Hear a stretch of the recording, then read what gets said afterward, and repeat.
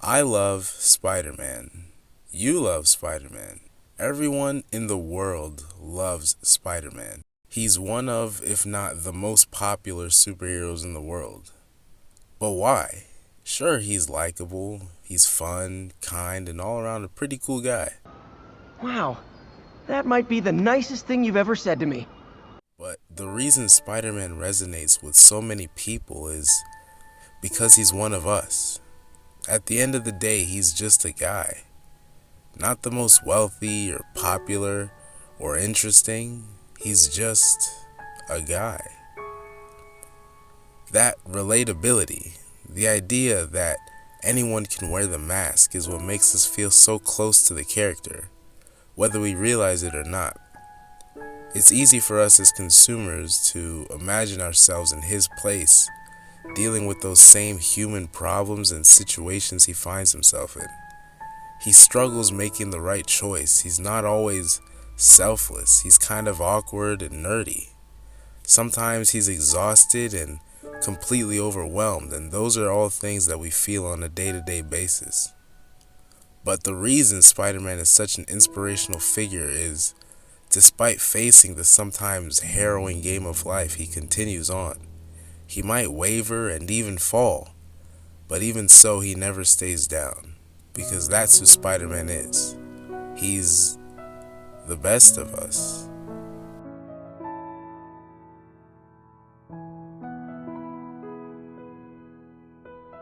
Now, I want to start with Sam Raimi's Spider-Man, Pizza time. the OG that really shot Spider-Man into the stratosphere he exists in today. This version of the character is probably the one I can relate to the most. Here, Peter Parker is very nerdy, mild-mannered, and overall just socially awkward. That being said, it gives him this sort of approachable charm. When it comes to my opinion on this trilogy, my opinion doesn't stray too far from the public consensus. Spider-Man 2 is the best of the three movies, and I think this movie perfectly captures what it is to be Spider-Man. Probably my favorite movie all time. Here, we see Peter being unlucky in just about all aspects of his life. At every turn, he's inconvenienced, whether it's major or minor. Most of us can relate to that feeling of nothing going our way. In those moments, it really feels as if the world, God, or some other entity has it out for us and is preying on our downfall. These moments are especially frustrating when we're trying our best to keep it all together, juggling school, relationships, work, family, and setting aside time for ourselves. It's overwhelming and it begins to weigh on you. Performance in all areas starts to slip and snowball into one another, creating a downward spiral of sorts. We see Peter ultimately struggle through all of this. He's not doing well in school. His friends begin to resent him. He gets fired from his job, can't afford rent, can't be there for the girl he loves, and eventually can't be Spider-Man anymore. It gets to be too much for him. He's tired and he's broken. He quits. Spider-Man gives up. And interestingly enough, things get much better for Peter Parker. He's doing well in class again. His work life is improving. He's able to be there for his friends, and he's overall stress-free. Spider-Man is gone, and Peter is doing well. That is until there's a fire. People need help, but he's lost his powers and thus his ability to help efficiently. But with the spirit of a true hero, he goes and he helps to the best of his ability anyway.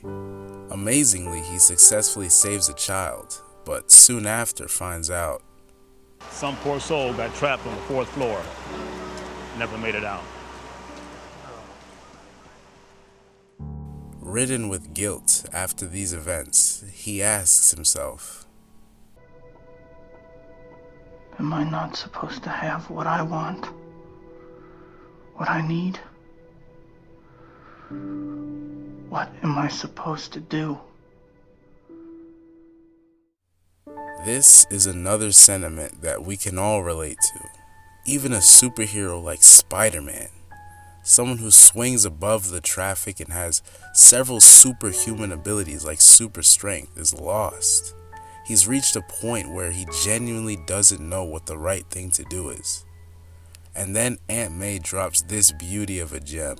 I believe there's a hero in all of us that keeps us honest, gives us strength, makes us noble, and finally allows us to die with pride, even though sometimes we have to be steady and give up the thing we want the most,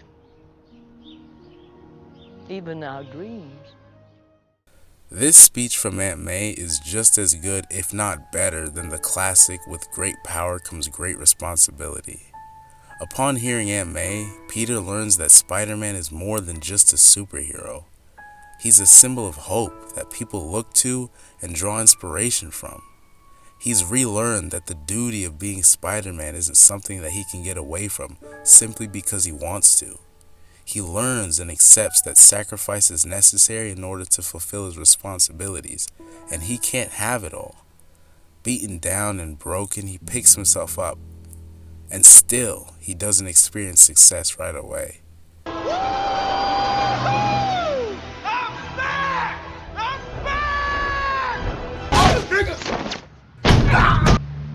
My back!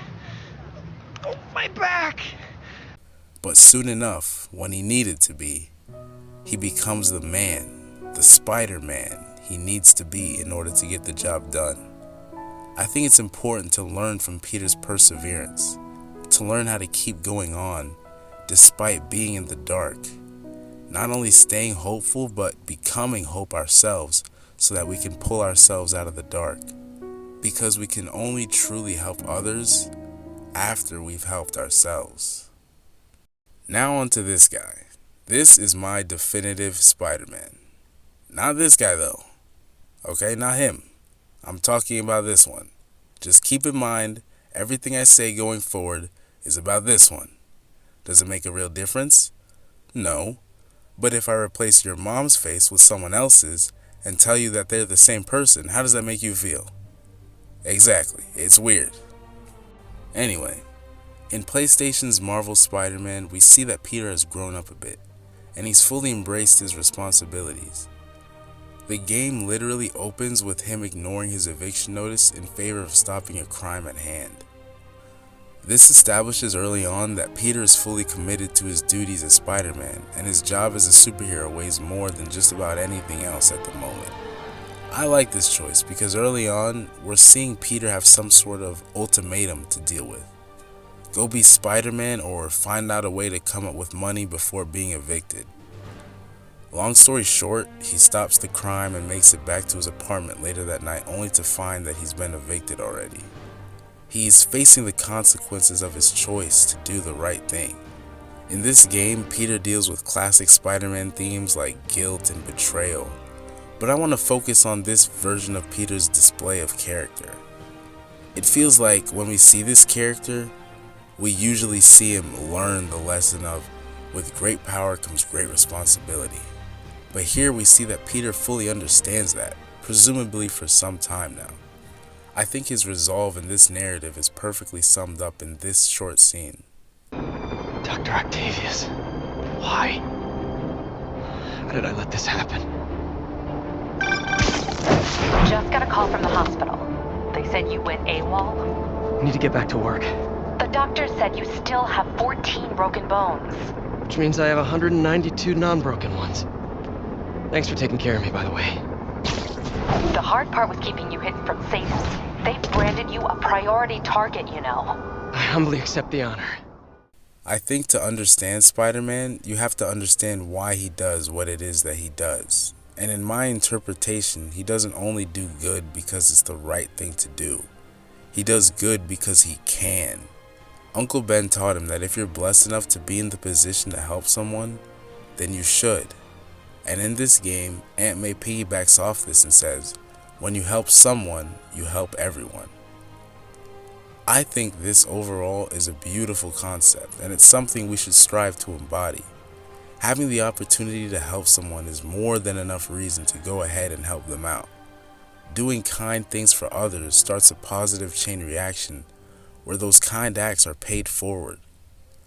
Obviously, it's easier to say than to practice, but it's something we should all try to do when presented with the opportunity to do so. At the end of the game, we see Peter's character tested once again in the most tragic ultimatum.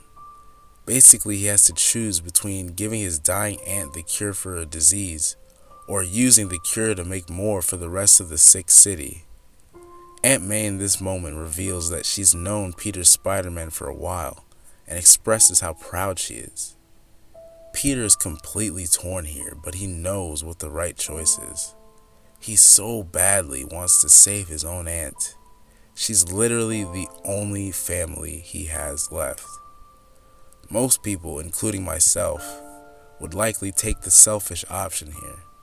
When we're faced with an us or them situation, human beings usually pick ourselves. But Peter knows if he can help everyone else, then he should. And he makes the impossibly selfless decision to sacrifice his only family to protect New York as Spider-Man once again. In my opinion, with this, he completes his main character arc. He once lost his Uncle Ben due to a lack of responsibility, and then on the flip side loses his Aunt May because he faces his responsibilities. The conundrum of being Spider-Man is absolutely ruthless at times, and this is why he's the best of us. He's human. He feels all the same emotions and problems that we do. And to put someone in a position to make a decision like that is just cruel. But he was able to make it for the greater good. That's what being Spider-Man is all about. No matter how many times you're beaten down, to fight harder, do better, be greater. But in spite of it being difficult, impossible even, he continues to be Spider-Man.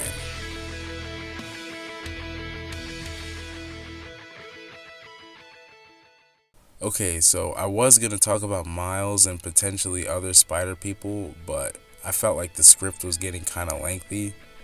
I also wanted to talk about Andrew Garfield and Tom and even Spectacular Spider-Man, but maybe in a future video. Just let me know if you guys want some sort of part 2 to this video or something. I'd love to talk more Spider-Man with all of you. And yeah, that's all I got for this one. So thank you all so much for watching, and I'll catch you later.